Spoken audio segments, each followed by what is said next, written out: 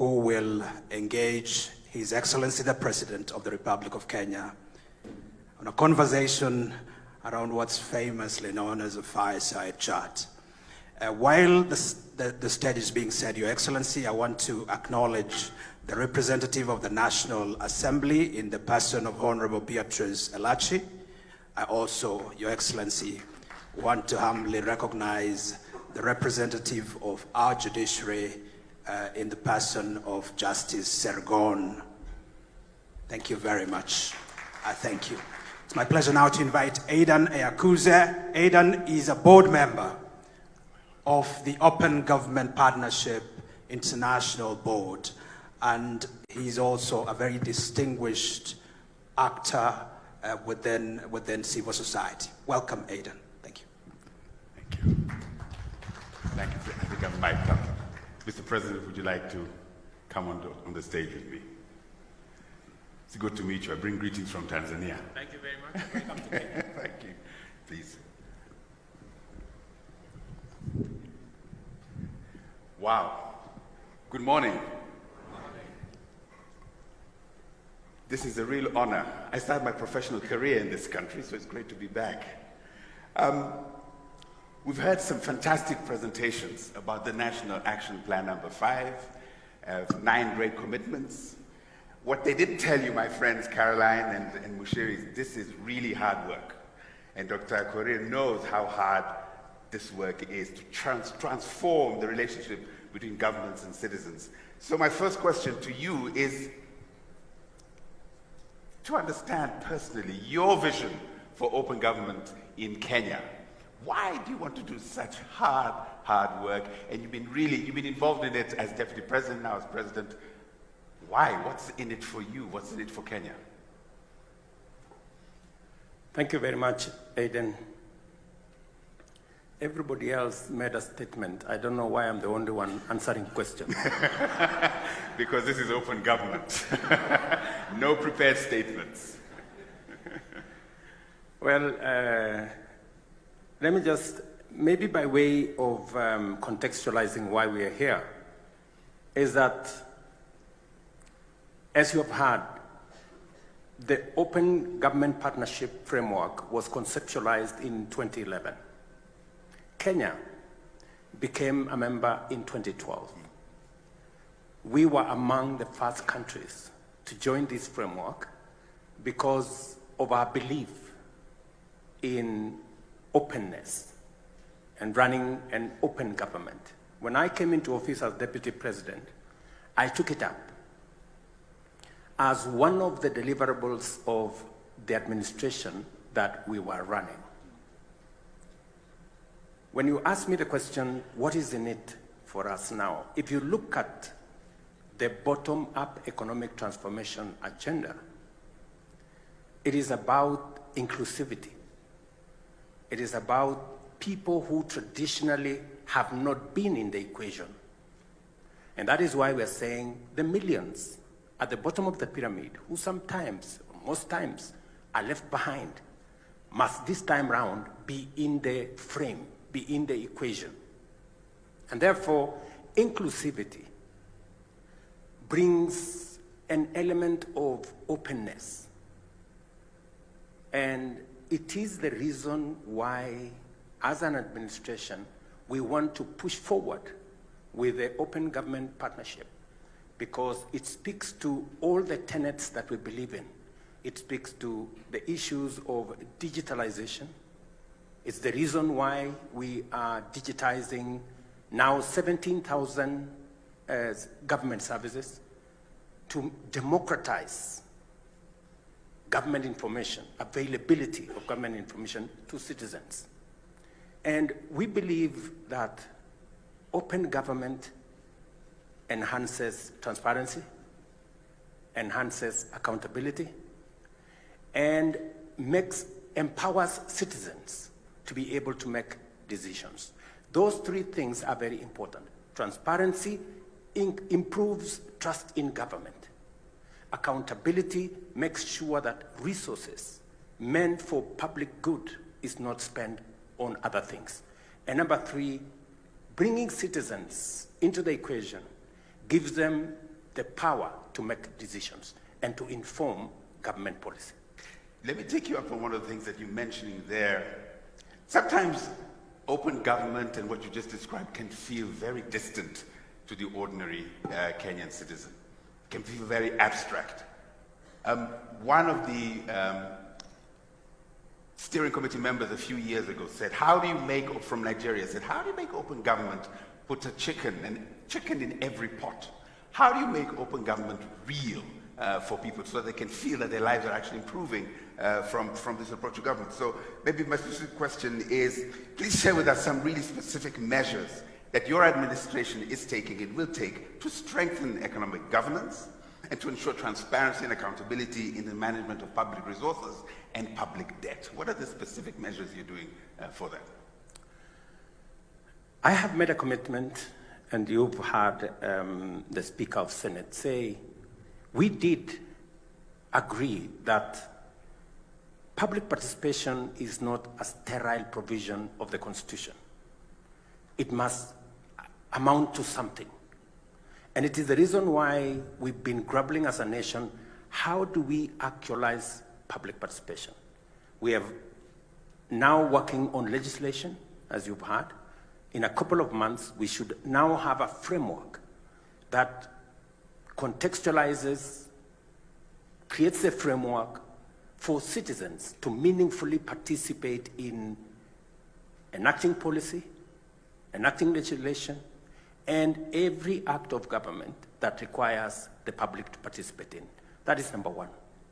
Number two, we have now work at the Attorney General's office, and I want to ask the civil society who are present here to work with the Attorney General as we improve 3 pieces of legislation. Number one, improve legislation on Evidence Act so that we can deal with matters corruption in the shortest time possible. Improve legislation on e-procurement and make government procurement open, including making sure that it is in the public domain which contracts have been awarded, for how much money, to which companies. And so that the public can judge for themselves whether they are getting value for money or they are being taken for a ride.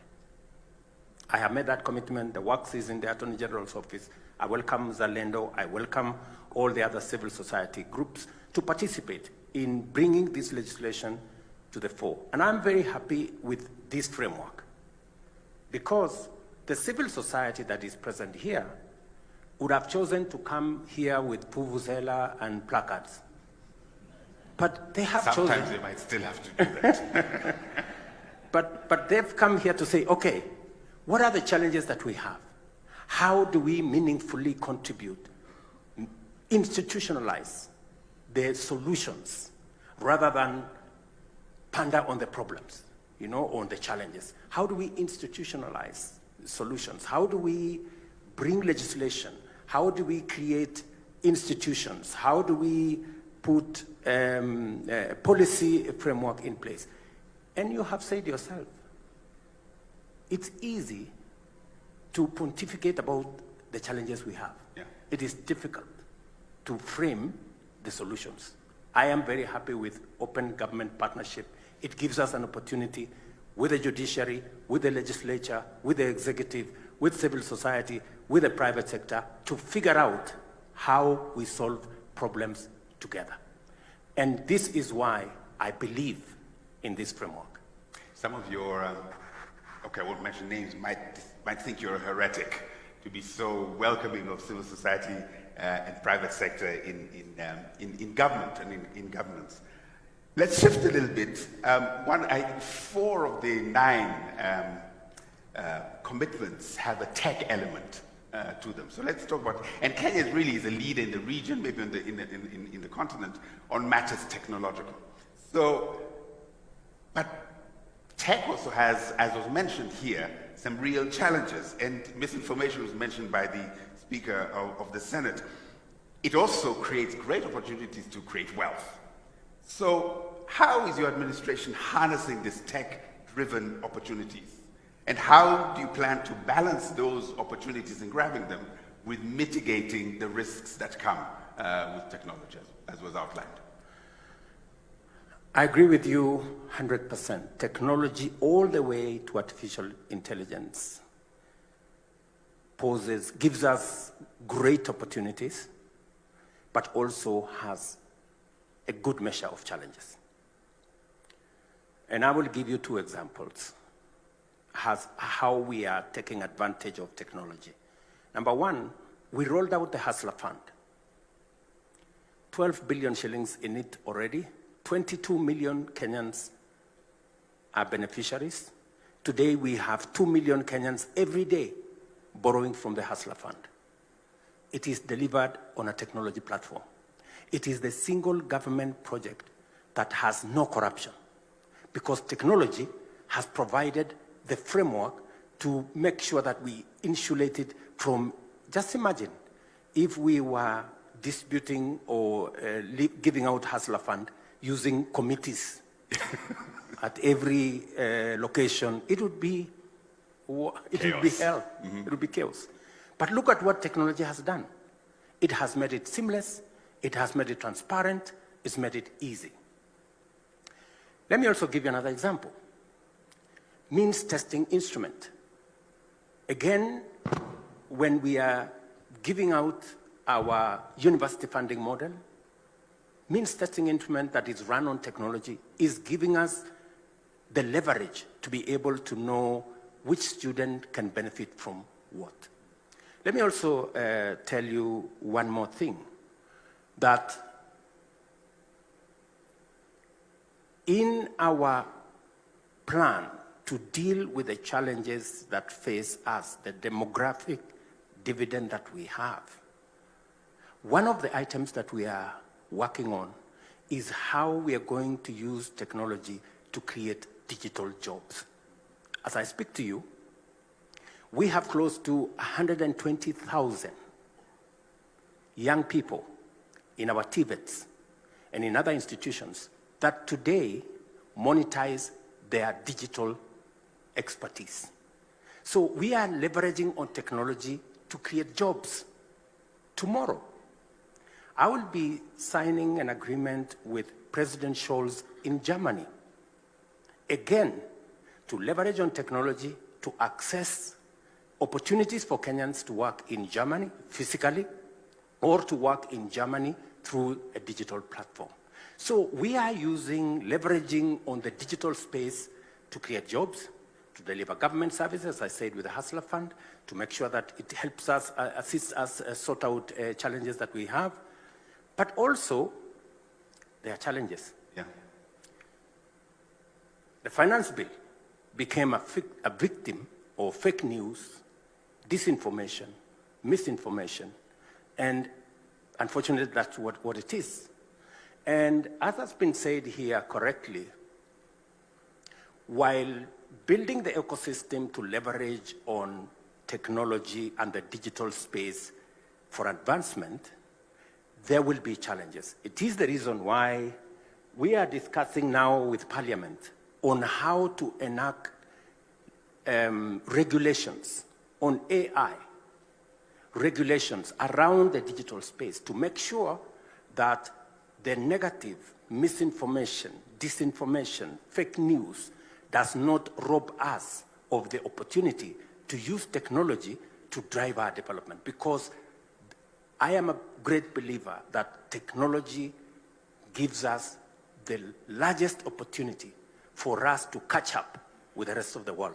It is the reason why I appointed a technology envoy, Mr. Thigo, who is not, unfortunately, is not here because of travel problems. He was coming from somewhere, he got stuck because of the situation we have.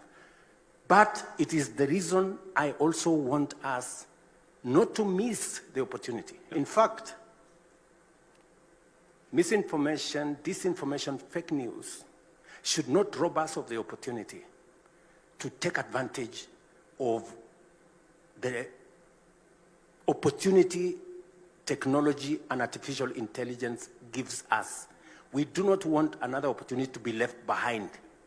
It is an opportunity for us to develop talent around technology and AI. It is an opportunity for us to develop expertise, and it is an opportunity for us not to be left behind again, as we have done in the past, that this time round, we want to be up to speed with the rest of the world in making sure that technology, AI become part of the ecosystem, and we all benefit from it and avoid another digital or AI divide. Thank you. I'm sure civil society will say, when regulating misinformation, disinformation, please don't squeeze the space for self-expression. I'll come to the last question. You, the government of Kenya, is the current co-chair of the Open Government Partnership. And there are 14 other African countries. We are told Zambia is thinking about coming in to the 15. So I have a personal self-interest type of question here. How would you address your fellow presidents, heads of state on the continent?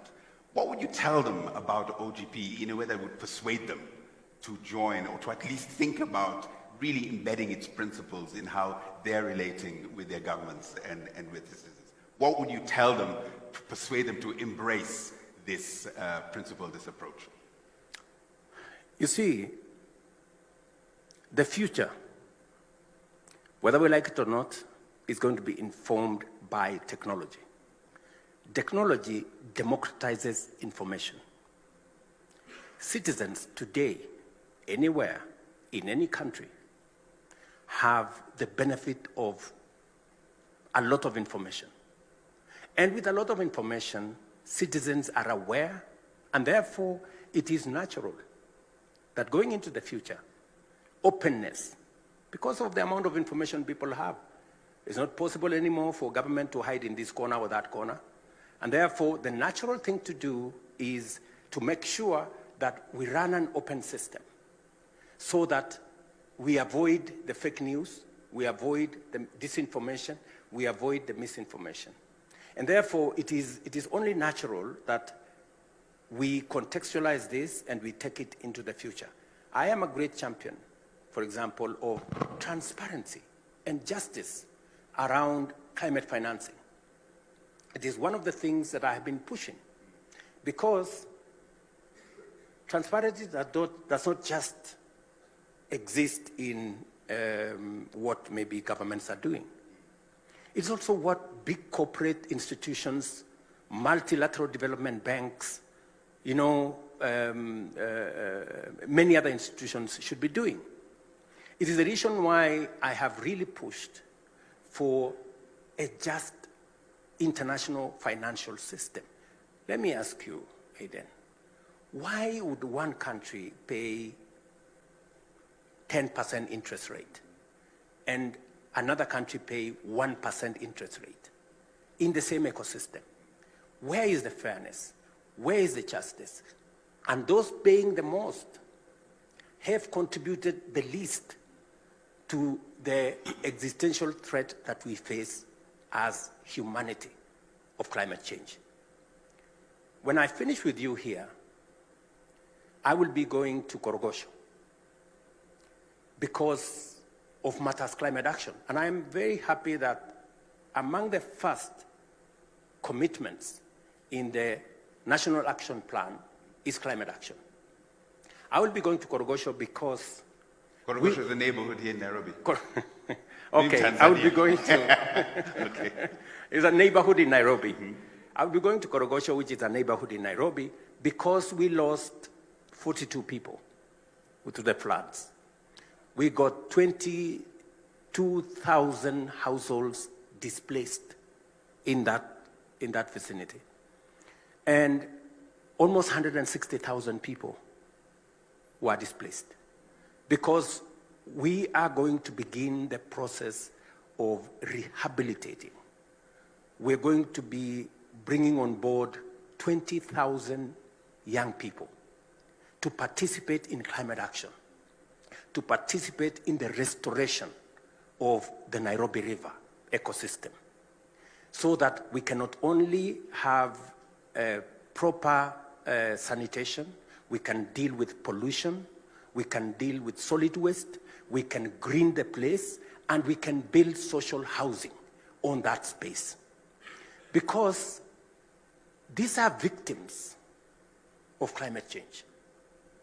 They swing between one extreme of drought, and when we are still figuring out what to do, we end in serious floods and we lose people. So I'm very happy with the context that this has been put in the National Action Plan, that we are focusing on climate change, and we will be persuading other heads of state that climate change is an existential threat to all of us.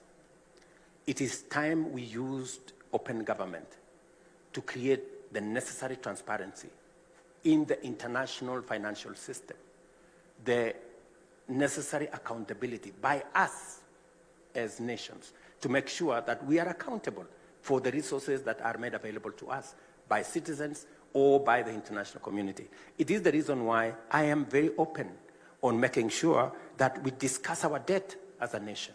I do not want it to be shrouded in mystery, because it is not mystery, because Kenyans will pay, and it's good that we know, should we be contracting more debt, and for what purpose? So it is a space that I am so open, and sometimes I get myself into trouble by being too open, because people say, okay, we want the president to come and explain to us this. I go explain. Then the next group, we want the president to come and explain. So I keep explaining. And that is why I'm used to answering questions the way you have asked me.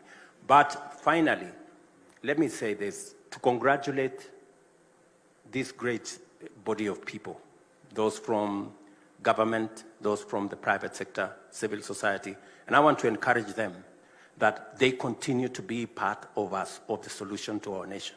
It is the best thing that we can do for Kenya, because this is our country. We are all stakeholders.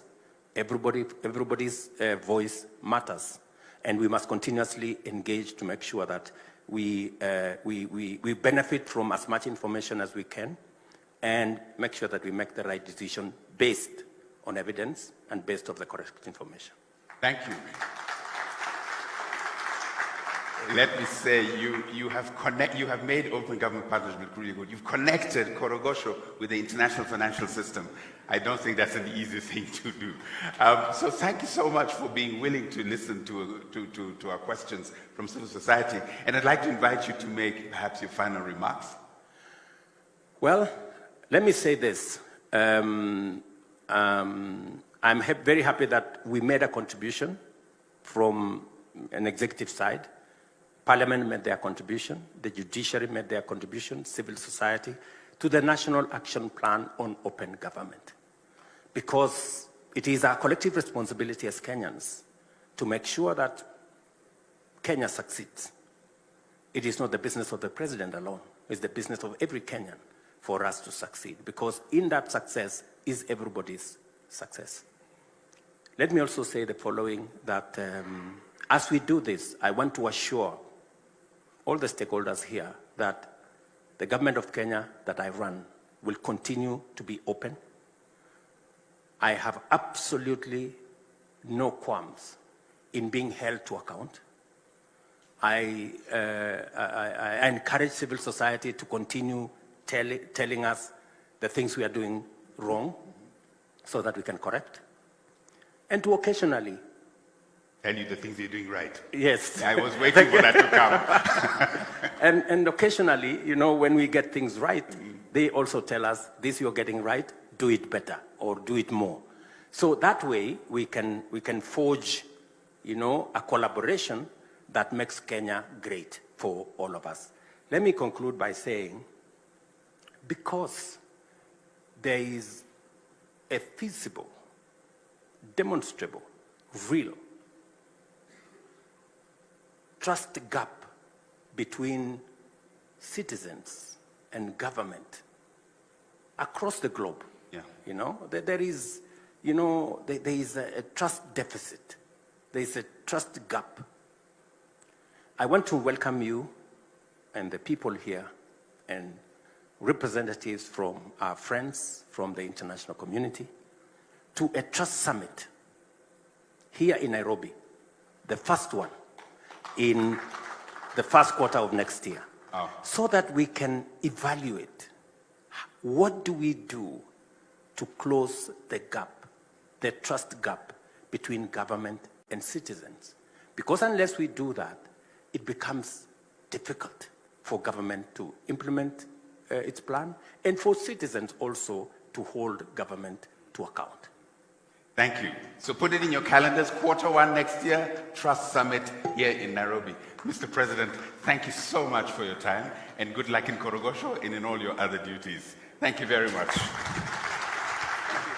Thank you, Asante.